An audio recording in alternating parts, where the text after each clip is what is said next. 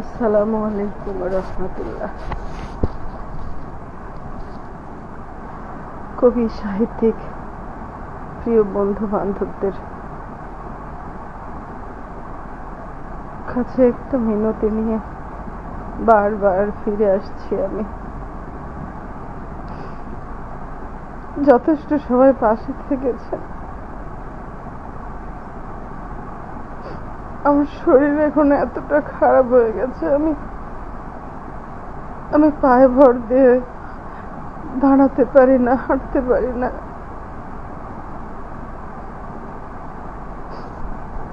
আজকে হসপিটালে ভর্তি হতে দিয়েছিল ডাক্তার, কিন্তু হাই কোমর ছাড়া আমার বসা হয় না। বসলে হার্টে চাপ লাগে, কষ্ট হয়, প্রবলেম বেড়ে যায়, ব্যথা বেড়ে যায়। আমার এই মুহূর্তে ইকো, এক্সরে, আরো কয়েকটা ব্লাডের টেস্ট, এগুলো করা খুব জরুরি হয়ে পড়েছে।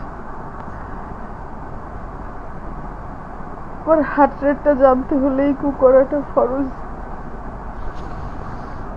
আমি জানি না, অত আমি গুছিয়ে প্রেজেন্ট করতে পারছি না, কিন্তু আসলে আমার যে বর্তমান পরিস্থিতি, এটুকুই যদি দেখে থাকেন, তাহলে আমাকে এভাবে জীবনের কাছে, দারিদ্রতার কাছে হারতে দেবেন না আশা করি।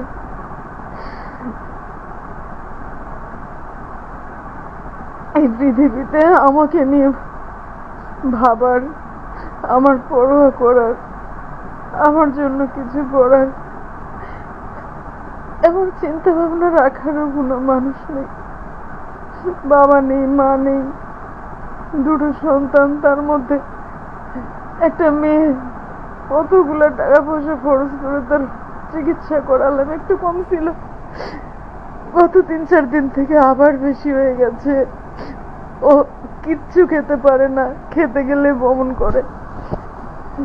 জ্বর যখন আসে একেবারে চেপে ধরে কাঁপ থামানো যায় না, এত ব্যথা। আমার ব্যথার চোটে কোনো ওষুধ দিয়ে ব্যথা কন্ট্রোল করা যাচ্ছে না। আমার মনে হয় সমস্যাগুলো আবার বেড়ে গেছে। জানি না আল্লাহ তাআলা নিজের পরীক্ষা নিচ্ছেন, কত নিবেন। নিন, তিনি যদি এভাবে রেখেই খুশি হন তাহলে নিন। আলহামদুলিল্লাহ।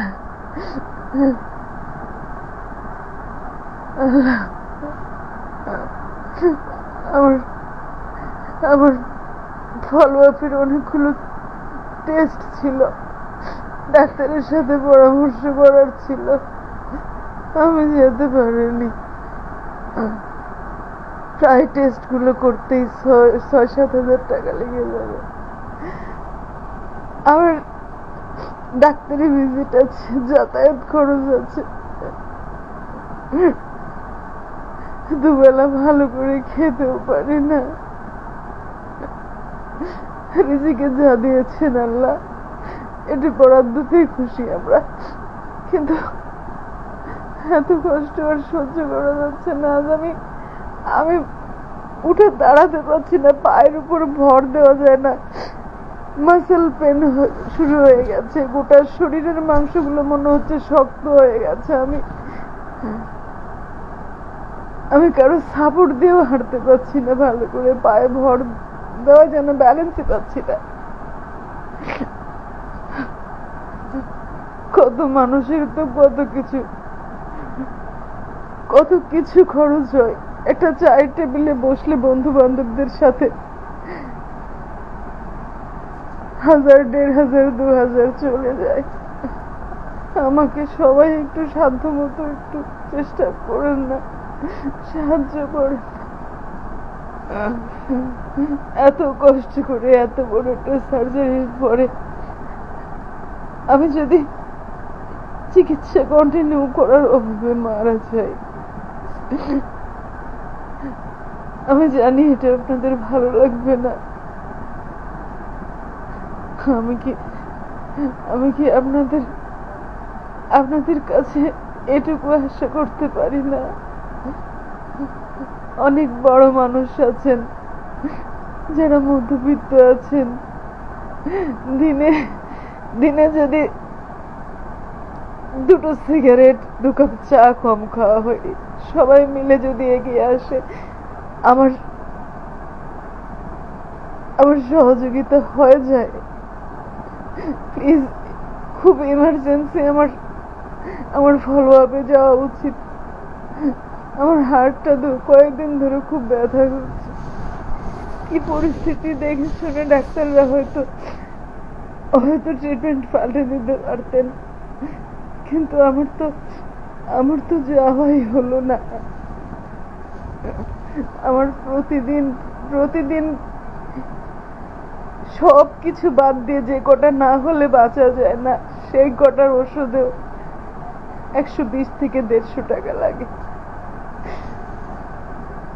আমার এদিকে পায়ের ক্ষত শুকিয়ে গেছিল, আবার ইনফেকশন দেখা দিয়েছে। আমি জানি না আমি আমার পরিস্থিতি কিভাবে বোঝালে আপনারা বুঝবেন। আমার মেয়েটার অবস্থাও ভালো না। কত টাকা তার পিছনে শেষ হয়ে গেল, রেজাল্ট আসছে না। আমি জানি না, আমার মনে হয় মেয়েটা আমার বাঁচবে না বেশি দিন। এইটুকু বয়সে এত কষ্ট, এত সমস্যা। প্লিজ আপনারা আমাকে একটু সুস্থ হতে সহযোগিতা করুন না। একটা সুস্থ লাইফ লিড করার মতো সেই শক্তি, সেই সাপোর্ট দিয়ে আমার পাশে থাকেন প্লিজ। আমি যদি মৃত্যু তো অবধারিত, কিন্তু দম থাকতে কম কেউ করে না। আমার কিছু হয়ে গেলে আমার মেয়েটা কে চিন্তা করবে, কে দেখবে?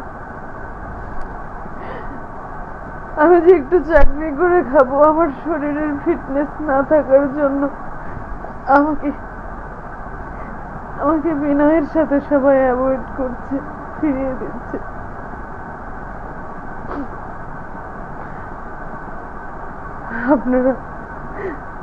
আপনারা যে ধর্মের মানুষ আছেন, মানবতার সেবাই তো মানুষের কাজ। মানুষ, জীব জন্তু, বন্য প্রাণী, গৃহপালিত প্রাণী, এদের পিছনেও ভালোবাসা থাকে, ভালোবেসে মানুষ খরচ করে।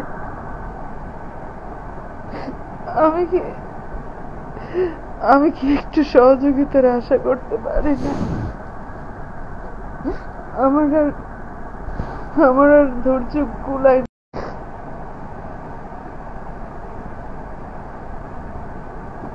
কত মানুষ আপনারা, কত গুণীজন, কত টাকা পয়সা আপনাদের, কত অপচয় হয়। আমাকে একটু বাঁচতে দেন না, একটু সহযোগিতা আপনাদের। এ যাবৎ যত করেছেন আপনারা, এর ঋণ শোধ হবে না, কিন্তু আমার বর্তমান পরিস্থিতি যে আরো খারাপ।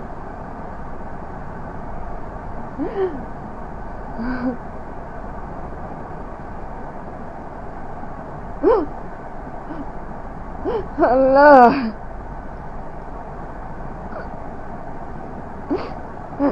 আল্লাহ, তুমি গায়ে ভেসে আছো, পাঠাও আল্লাহ।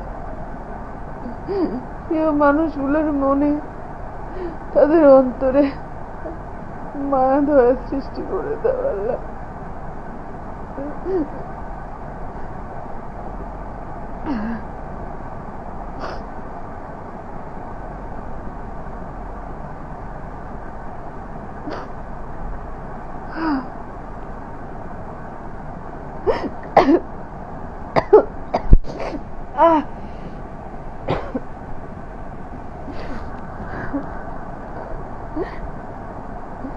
আল্লাহ ভরসা,